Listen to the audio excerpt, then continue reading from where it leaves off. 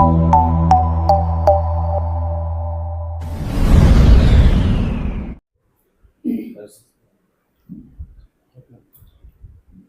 Janata party Vijayapura ಇವತ್ತಿಂದ ಹಮ್ಮಿಕೊಂಡಿರುವ ಈ ಪತ್ರಿಕಾಗೋಷ್ಠಿ ಆಗಮಿಸಿದ ಎಲ್ಲ ಪತ್ರಿಕಾ ಮಾಧ್ಯಮ ಮಿತ್ರರನ್ನು ಸ್ವಾಗತ ಬಯಸುತ್ತಾ, ಅದೇ ರೀತಿಯಾಗಿ ನಮ್ಮ ಜಿಲ್ಲೆಯ ಅಧ್ಯಕ್ಷರಾದಂಥ ಗುಡ್ಲಿಂಗಪ್ಪನ ಅವರಿಗೂ ಕೂಡ ಸ್ವಾಗತ ಬಯಸುತ್ತೇನೆ. ಅದೇ ರೀತಿಯಾಗಿ ನಮ್ಮ ಶಿಕ್ಷಣ ಪರಿಷತ್ ರಾಜ್ಯ ಸಮಿತಿ ಸದಸ್ಯರಾದಂಥ ಚಿದಾನಂದ ಚಲವಾದಿ ಅವರಿಗೂ ಕೂಡ ಸ್ವಾಗತವನ್ನು ಬಯಸುತ್ತಾ ಈ ಒಂದು ಪತ್ರಿಕಾಗೋಷ್ಠಿಯನ್ನು ನಮ್ಮ ಜಿಲ್ಲೆಯ ಅಧ್ಯಕ್ಷರಾದಂಥ ಗುಡ್ಲಿಂಗಪ್ಪನ ಅವರಿಗೂ ನಡೆಸಿಕೊಡ್ತಂತ ತಮ್ಮಲ್ಲಿ ಮನವಿಯನ್ನು ಮಾಡ್ತಾರೆ. ಇವತ್ತಿನ ಪತ್ರಿಕಾಗೋಷ್ಠಿಯಲ್ಲಿ ಭಾಗಿಯಾದ ಭಾರತೀಯ ಜನತಾ ಪಕ್ಷದ ಮುಖಂಡರಾದಂಥ ಚಿದಾನಂದ ಚಲವಾದಿ ನಮಸ್ಕರಿಸಿ, ಅದೇ ರೀತಿ ನಮ್ಮ ಜಿಲ್ಲೆಯ ಭಾರತೀಯ ಜನತಾ ಪಕ್ಷದ ಪ್ರಧಾನ ಕಾರ್ಯದರ್ಶಿ ಹಿರಣ್ಣ ರೇವರಿಗೆ ನಮಸ್ಕರಿಸಿ, ಅದೇ ರೀತಿ ಎಲ್ಲ ಮಾಧ್ಯಮ ಮಿತ್ರರಿಗೂ ನಮಸ್ಕರಿಸಿ, ಇವತ್ತು ಪತ್ರಿಕಾಗೋಷ್ಠಿಯನ್ನು ಕರೆದ ಉದ್ದೇಶ,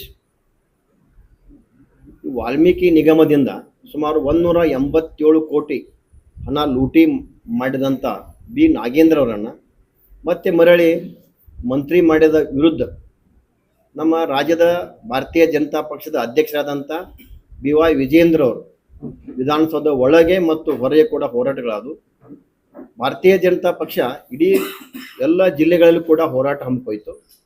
ಆದರೆ ನೈತಿಕ ಹೊಣೆ ಹೊತ್ತು ಇವರು ರಾಜೀನಾಮೆ ಕೊಡ್ತಾರಂತಕ್ಕಂಥ ವಿಚಾರ ಇಟ್ಕೊಂಡು ನಾವು ತಿಳಿದಿದ್ವಿ. ಆದ್ರೆ ಈ ಬಿ ನಾಗೇಂದ್ರ ಅವರು ರಾಜೀನಾಮೆ ಕೊಡದ ಹಿನ್ನೆಲೆಯಲ್ಲಿ ಮತ್ತೆ ನಮ್ಮ ರಾಜ್ಯದ ಅಧ್ಯಕ್ಷ ಅಂತ BY ವಿಜೇಂದ್ರ ನೇತೃತ್ವದಲ್ಲಿ ಸೆಪ್ಟೆಂಬರ್ 1ರಿಂದ ರಾಯಚೂರು ಜಿಲ್ಲೆಯ ಗುರುಗುಂಟಾದಿಂದ ಬಳ್ಳಾರಿವರೆಗೆ ಸುಮಾರು 170 ಕಿಲೋಮೀಟರ್ 10 ದಿನಗಳ ಕಾಲ ಬೃಹತ್ ಪಾದಯಾತ್ರೆ ಹಮ್ಮಿಕೊಂಡಿದ್ದಾರೆ.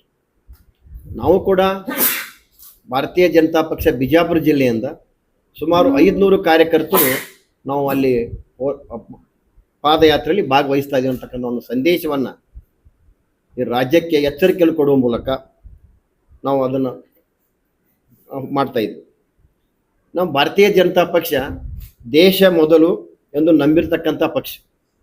ದೇಶದ ಭದ್ರತೆ, ಘನತೆ, ಜನರ ಸಾಮಾನ್ಯ ಹಿತದೃಷ್ಟಿಯಿಂದ ನೈತಿಕ ಹೊಣೆಗಾರಿಕೆ ಹೊತ್ತು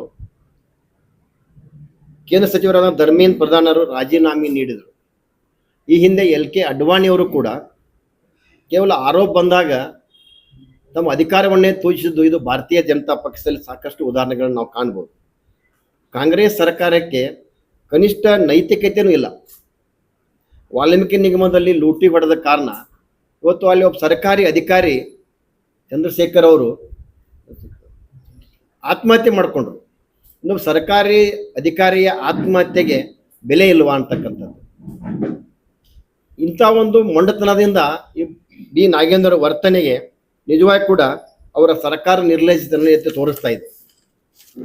ಕಾಂಗ್ರೆಸ್ ಪಕ್ಷ ಮೊದಲಿನಿಂದಲೂ ಅದು ನಾವು ಯಾವ ರೀತಿ ಭಾರತೀಯ ಜನತಾ ಪಕ್ಷ ಮೊದಲು ದೇಶ, ನಂತರ ಪಕ್ಷ, ನಂತರ ವ್ಯಕ್ತಿ ಅಂತಕ್ಕಂಥದ್ದು. ಆದರೆ ಕಾಂಗ್ರೆಸ್ದ ಹಿಸ್ಟ್ರಿ ತೆಗೆದು ನೋಡಿದಾಗ ಅವರು ಮೊದಲು ವ್ಯಕ್ತಿ, ನಂತರ ಪಕ್ಷ, ನಂತರ ದೇಶ ಅಂತಕ್ಕಂಥ ಸಂಸ್ಕೃತಿಯಲ್ಲಿ ಅವ್ರು ಬಂದವ್ರದ. ಯಾಕಂದ್ರೆ ನೀವು ಹಳ್ಳಿಯಿಂದ ದಿಲ್ಲಿವರೆಗೆ ಇವತ್ತು ನೋಡಿದಾಗ ಅಲ್ಲಿ ಕಾಂಗ್ರೆಸ್ ಇವತ್ತು ಜೀರೋ ಆಗ್ಯದ.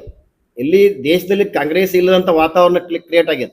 ಕಾರಣ ಇಷ್ಟೇ, ಅಲ್ಲಿ ವ್ಯಕ್ತಿಗಳೇ ಬಲಾಢ್ಯರಾಗ್ಯಾರ. ಆದ್ದರಿಂದ ಅಲ್ಲಿ ದೇಶದ ಬಗ್ಗೆ ಅವ್ರಿಗೆ ಗಮನನೇ ಇಲ್ಲ. ಆದ್ದರಿಂದಲೇ ಇವತ್ತು ಅವರ ಕಾಂಗ್ರೆಸ್ ಅಧಿಕಾರ ಆಡಳಿತದಲ್ಲಿ ಒಂದು ಅಮೇರಿಕಾಕ್ಕೆ ನಮ್ಮ ದೇಶದ ಪ್ರಧಾನಮಂತ್ರಿ ಹೋಗ್ತಾರಂದ್ರೆ ಇವತ್ತು ಅವರು ಬೇಡ ಅಂತಕ್ಕಂಥ ವಾತಾವರಣ ಸೃಷ್ಟಿಯಾದಂಥ ಉದಾಹರಣೆಗಳಿದಾವೆ. ಆದರೆ ಇವತ್ತು ನಮ್ಮ ಹೆಮ್ಮೆ ಪ್ರಧಾನಿ ನರೇಂದ್ರ ಮೋದಿ ಅವರು ಅವರ ದೇಶಭಕ್ತಿ ಇವತ್ತು ಅಮೆರಿಕದಂಥ ದೇಶಗಳು ಇವತ್ತು ರೆಡ್ ಕಾರ್ಪೆಟ್ ಹಾಕಿ ವೆಲ್ಕಮ್ ಮಾಡ್ತಕ್ಕಂಥ ಒಂದು ಸನ್ನಿವೇಶ ಕ್ರಿಯೇಟ್ ಮಾಡಿದಂಥವ್ರು. ಆದ್ದರಿಂದ ನಾವು ಕಾಂಗ್ರೆಸ್ ಸರ್ಕಾರಕ್ಕೆ ಎಚ್ಚರಿಕೆ ಕೊಡ್ತಾ ಇದ್ದೀನಿ, ಬೇಗನೆ ನೀವು ನಿರ್ಣಯ ಮಾಡಿರಿ, ನೀವು ಬಿ ನಾಗೇಂದ್ರ ರಾಜೀನಾಮೆ ಕೊಡಲೇಬೇಕು ಅಂತಕ್ಕಂಥ ಒತ್ತಾಯ ಮಾಡೋ ಜೊತೆಗೆ ಬಿಜಾಪುರದಲ್ಲಿ ಕೂಡ ಹಲವಾರು ಸಮಸ್ಯೆಗಳನ್ನು ಕೂಡ ನಾನು ಚರ್ಚಿಸಬೇಕಂತ ವಿಚಾರ ಮಾಡಿದ್ದೀನಿ. ಯಾಕಂದ್ರೆ ಬಿಜಾಪುರದಲ್ಲಿ ಕೂಡ ನಾವು ಭಾಳಷ್ಟು ಸಮಸ್ಯೆಯನ್ನು ನೋಡ್ತಾ ಇದ್ದೀವಿ. ಅದರ ಮುಖ್ಯವಾದದ್ದು ಇವತ್ತು ನನ್ನ ಕಣ್ಣಿಗೆ ನನಗೆ ದೃಷ್ಟಿಯೊಳಗೆ ಗಮನಕ್ಕೆ ಬಂದದ್ದು ಅಂದ್ರೆ, ಇವತ್ತು ವಿದ್ಯಾರ್ಥಿಗಳಿರ್ಬೋದು, ಜನಸಾಮಾನ್ಯರಿರ್ಬೋದು, ಬಡ ರೋಗಿಗಳಿರ್ಬೋದು, ಇವತ್ತು ಕಾಸ್ಟ್ ಮತ್ತು ಇನ್ಕಮ್ ಸರ್ಟಿಫಿಕೇಟ್ ತೆಗೆದುಕೊಳ್ಬೇಕಂದ್ರೆ ಒಂದು ತಿಂಗಳವರೆಗೆ ಸಮಯ ತೆಗೆದುಕೊಳ್ತಾ ಇದ್ದಾರೆ. ಅದು PIPO ಅಂತಕ್ಕಂಥದ್ದು, ಫಸ್ಟ್ ಇನ್ ಫಸ್ಟ್ ಔಟ್ ಅಂತಕ್ಕಂಥ ಒಂದು ಈ ಕಾಂಗ್ರೆಸ್ ಸರ್ಕಾರ ಒಂದು ವ್ಯವಸ್ಥೆಯನ್ನು ತಂದು ಇವತ್ತು ವಿದ್ಯಾರ್ಥಿಗಳಿಗೆ, ರೈತರಿಗೆ, ಪ್ರತಿಯೊಬ್ಬರಿಗೂ ಕೂಡ ಅದರಿಂದ ತೊಂದರೆ ಆಗ್ತಾ ಇದೆ. ಇವತ್ತು ಬಡ ರೋಗಿಗಳು ಸರ್ಕಾರಿ ಆಸ್ಪತ್ರೆ ಏನಾರೆ ಸವಲತ್ತು ತೆಗೆದುಕೊಳ್ಬೇಕಂದ್ರೆ ಇನ್ಕಮ್ ಮತ್ತು ಈ ಸರ್ಟಿಫಿಕೇಟ್ ಸಿಗದೆ ಹೋದಾಗ ವಂಚಿತನಾಗಿ ಬಹಳಷ್ಟು ಸಫರ್ ಆಗ್ತಕ್ಕಂಥ ವಾತಾವರಣ ಇದೆ. ಅದೇ ಇದನ್ನ ನಾನು ಹೋಗಿ ಚರ್ಚೆನೂ ಕೂಡ ಇಲಾಖೆಗೆ ಹೋಗಿ ನಾನು ಬಹಳಷ್ಟು ಕಡೆ ಚರ್ಚೆ ಮಾಡಿದ್ದೀನಿ. ಈ ರೀತಿ ಜನಸಾಮಾನ್ಯರಿಗೆ ಬಿಜಾಪುರ ಜಿಲ್ಲೆ ಅನ್ಯಾಯ ಆಗ್ತಾ ಇದೆ, ಸರಿಪಡಿಸ್ರಿ ಅಂದಾಗ ಮೊನ್ನೆ ಹೋಗಿ ನಾನು ಚರ್ಚೆ ಮಾಡಿದಿಲ್ಲ. ಈಗ ಹೊಸ ವ್ಯವಸ್ಥೆಯನ್ನು ಮಾಡಿದೆವು. ನೀವು ADC ಜಿಲ್ಲಾಧಿಕಾರಿ ಕಚೇರಿಗೆ ಬಂದು ADC ಅವ್ರ ಮುಖಾಂತರ ಈ ರೀತಿ ನೀವು ವ್ಯವಸ್ಥೆ ಮಾಡಿಕೊಂಡ್ರೆ ನಿಮಗೆ ಫಾಸ್ಟ್ ಆಗಿ ಕೊಡ್ತೀವಿ ಅಂತಕ್ಕಂಥ ಒಂದು ವ್ಯವಸ್ಥೆ ಹೇಳ್ತಾರೆ. ಇದು ಜನಸಾಮಾನ್ಯರಿಗೆ, ಬಡವರಿಗೆ, ನಿರ್ಗತಿಕರಿಗೆ ಆ ಜಿಲ್ಲಾಧಿಕಾರಿ ಕಚೇರಿಗೆ ಬಂದು ಕೆಲಸ ಮಾಡ್ತಕ್ಕದ್ದು ಆಕೈತೇನ್ರಿ? ಇದು ಬಲಾಢ್ಯರು ಬಂದು ಮಾಡ್ಕೋಬಹುದು, ಆದ್ರೆ ಇವತ್ತು ಸಾಮಾನ್ಯ ಜನ ಇದನ್ನ ಪಡೆದುಕೊಳ್ಳಕ್ಕೆ ಆಗದಾರಂತ ಒಂದು ಹೀನಾಯ ಪರಿಸ್ಥಿತಿ ಒಳಗ ಅದ.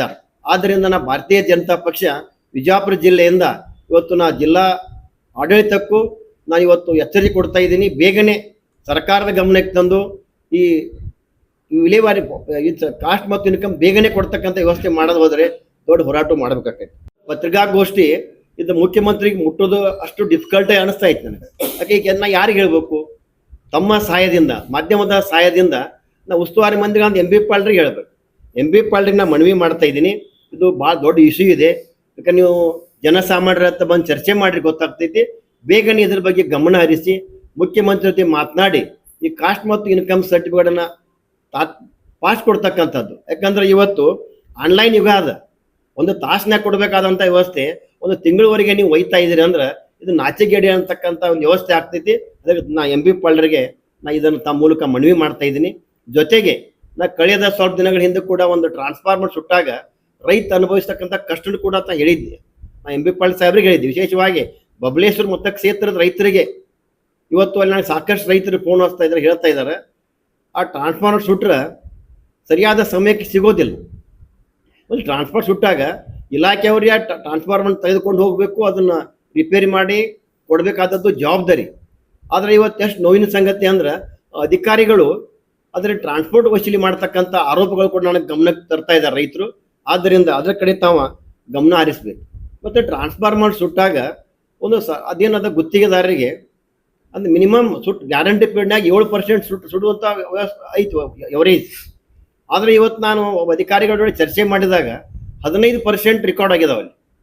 ಅಂದ್ರೆ 15% ಸುಡ್ತಾ ಬಂದ್ರೆ ಯಾಕೆ ಸುಡ್ತಾ ಇದ್ದಾವೆ?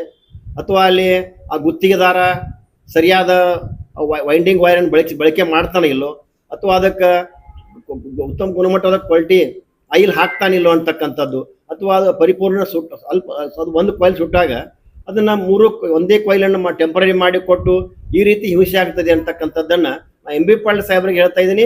ನೀವು ಸಂಬಂಧಪಟ್ಟ ಹೆಸ್ಕಾಂ ಅಧಿಕಾರಿಗಳು ಚರ್ಚೆ ಮಾಡಿ. ಇದು ಜಿಲ್ಲೆಯಲ್ಲಿಯೂ ಅದ, ವಿಶೇಷವಾಗಿ ಬಬಲೇಶ್ವರದಲ್ಲಿ ಕೂಡ ಭಾಳ ಇದೆ. ಅದರ ಗಮನ ಹರಿಸಬೇಕು, ಅದನ್ನು ತಾವು ಬಗೆಹರಿಸ್ಬೇಕಂತಕ್ಕಂಥದ್ದು. ಮತ್ತು ಇನ್ನೊಂದು ವಿಷಯ, ಈಗ ಬರಗಾಲ ಇದೆ, ರೈತರು ಭಾಳ ಕಷ್ಟದಾಗಿದ್ದಾರೆ. ಅದಕ್ಕೆ ಅದನ್ನು ಟ್ರಾನ್ಸ್ಫಾರ್ಮರ್ ಬಗ್ಗೆ ನಾವು ಈಜಿ ತಗೋಬೇಡ್ರಿ, ಮನವಿ ಮಾಡ್ತಾ ಇದ್ದೀನಿ. ಬೇಗನೆ ಅದನ್ನು ಬಗೆಹರಿಸ್ಕೊಡ್ತಕ್ಕಂಥ ಪ್ರಯತ್ನ ಮಾಡೋ ಜೊತೆಗೆ ಈಗ ನನಗೆ ಭಾಳಷ್ಟು ಇಲ್ಲಿ ಬಬಲೇಶ್ವರ ಜನ, ಯಾಕೆ ನಾನು ಬಬಲೇಶ್ವರ ಮತಕ್ಷೇತ್ರ ಆಗಿರೋದ್ರಿಂದ ಬಬಲೇಶ್ವರದ ಭಾಳಷ್ಟು ರೈತರು ನನಗೆ ಭೇಟಿ ಆಗ್ತಾರೆ. ಭೇಟಿ ಆಗಿಲ್ಲ, ನಮಗೆ ಸಬ್ ರಿಜಿಸ್ಟರ್ ಆಫೀಸನ್ನು ಬಬಲೇಶ್ವರದಲ್ಲಿ ಮಾಡಿಕೊಡಿ ಅಂತಕ್ಕಂಥದ್ದು ಚಿಕ್ಕೋಟದಲ್ಲಿ ಆಗಿದೆ. ಜೊತೆ ಬಬಲೇಶ್ವರದಲ್ಲಿ ಕೊಡ್ರಿ ಅಂತಕ್ಕಂಥದ್ದು ಬಬಲೇಶ್ವರ ಜನರ ಪರವಾಗಿ ತಮಗೆ ನಾನು ಮನವಿ ಮಾಡ್ಕೋತೀನಿ ಅಂತಕ್ಕಂಥದ್ದು. ಇವತ್ತು ಇನ್ನೊಂದು ವಿಷಯ ನಾನು ಗಮನಕ್ಕೆ ಬಂತು. ನಿನ್ನೆ ನಗರದಲ್ಲಿ ಹೊಸ ಮನೆಗಳ ವಾಸ್ತುಶಾಂತಿಗೆ ಹೋದಂಥ ಸಂದರ್ಭದಲ್ಲಿ ಭಾಳಷ್ಟು ರೇಷನ್ ಅಂಗಡಿಗಳ ಕಣ್ಣಿಗೆ ಬಂದು ನನಗೆ. ಆ ರೇಷನ್ ಅಂಗಡಿಗಳಲ್ಲಿ ಭಾಳಷ್ಟು ಕ್ಯೂನಲ್ಲಿ ನಿಂತು ಆ ಜನಸಾಮಾನ್ಯರು ಆ ರೇಷನ್ ಪಡೆದುಕೊಂಡು ನೋಡಿದ್ರೆ ಅದು ಕೂಡ ನನಗೆ ಮನಸ್ಸಿಗೆ ನೋವಾಗ್ಯದ. ಯಾಕಂದರೆ ಕೇಂದ್ರ ಸರ್ಕಾರ ಸಾಕಷ್ಟು ತಮಗೆ ರೇಷನ್ ಕೊಡ್ತಾ ಇದೆ. ಕೊಟ್ಟಾಗ ಕೂಡ ಅದನ್ನು ಸರಿಯಾಗಿ ಸರಬರಾಜು ಮಾಡ್ತಕ್ಕಂಥ ವ್ಯವಸ್ಥೆನೂ ಕೂಡ ನಾನು ಗಮನಕ್ಕೆ ತರ್ತಾ ಇದ್ದೀನಿ. ಜೊತೆಗೆ ಎಲ್ಲ ಜೊತೆಗೆ ಇನ್ನೊಂದು ಸಂತೋಷ ವಿಷಯ ಕೂಡ ಹೇಳಕ್ಕೆ ಇಚ್ಛೆ ಪಡ್ತೀನಿ. ಯಾಕಂದ್ರೆ ಸರ್ಕಾರ ಬಂದು 3 ವರ್ಷದಲ್ಲಿ ನಿರ್ಧಾರಗಳು ಬರೀ ತಪ್ಪು ನಿರ್ಧಾರದಿಂದ ಜನಸಾಮಾನ್ಯ ಭಾಳ ಹೊರೆ ಆಗ್ತಾ ಇದೆ.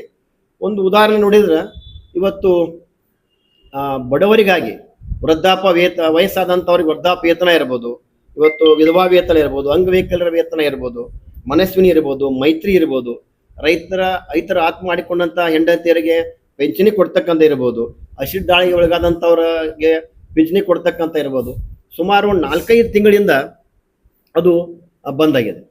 ಕಾರಣ ಇಷ್ಟೇ, ಸರ್ಕಾರ ಆದೇಶ ಮಾಡ್ತೀವಿ 32,000ಕ್ಕಿಂತಲೂ ಆದಾಯ ಕಡಿಮೆ ಇದ್ರೆ ಮಾತ್ರ ಇದನ್ನು ಕನ್ಸಿಡರ್ ಮಾಡಿರಿ ಅಂದಾಗ ಸುಮಾರು ಬಿಜಾಪುರ ಜಿಲ್ಲೆಯಲ್ಲಿ 3,46,000 ಫಲಾನುಭವಿಗಳದ.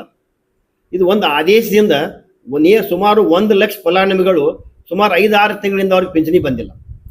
ಯಾಕಂದ್ರೆ ನಾವು ಮೊನ್ನೆ ಬಿ ನಾಗೇಂದ್ರ ರಾಜೀನಾಮೆ ಕೊಡಬೇಕು ಅಂತಕ್ಕಂಥ ಒತ್ತಾಯದ ಹೋರಾಟವನ್ನು ಮಾಡುವ ಸಂದರ್ಭದೊಳಗೆ ಭಾಳಷ್ಟು ವೃದ್ಧರು ನಮ್ಮ ಅಲ್ಲಿ ವೇದಿಕೆಗೆ ಬಂದು ಸಾಕಷ್ಟು ಮನವಿ ಕೊಟ್ರು.